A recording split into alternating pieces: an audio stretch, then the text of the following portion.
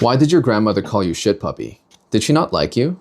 No, she loved me. She came to live with us to help my parents, but also because she wanted to be closer to me.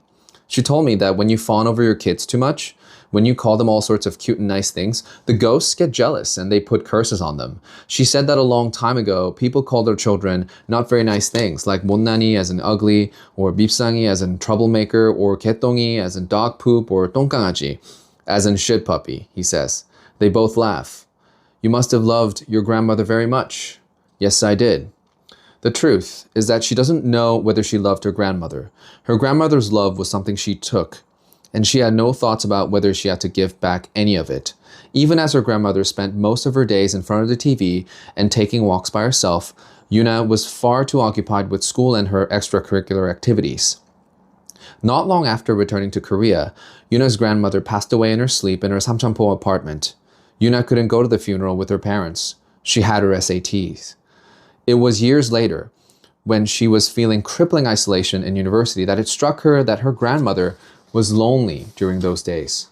Instead of being holed up in her own room, she could have joined her to watch Korean dramas or take evening strolls through the neighborhood park. She could have traded a small bit of time she had reserved for her future to be with her grandmother.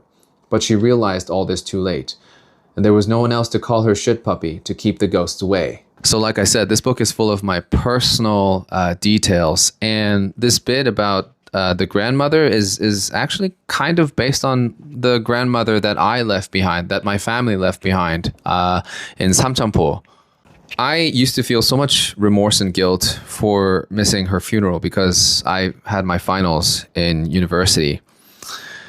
And only after years of, just reflection, going to her grave multiple times and, writing this book, that I began to realize maybe she wouldn't want me to feel this way because she really loved me. But what I also realized was that there are a lot of immigrant kids who share this experience of leaving behind a grandparent and just feeling absolutely wretched about it.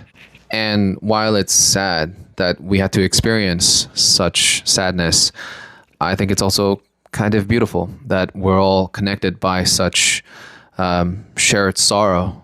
Anyways, if you have any surviving grandparents back home, please go see them right now. And don't lose any time for them to call you a shit puppy or something.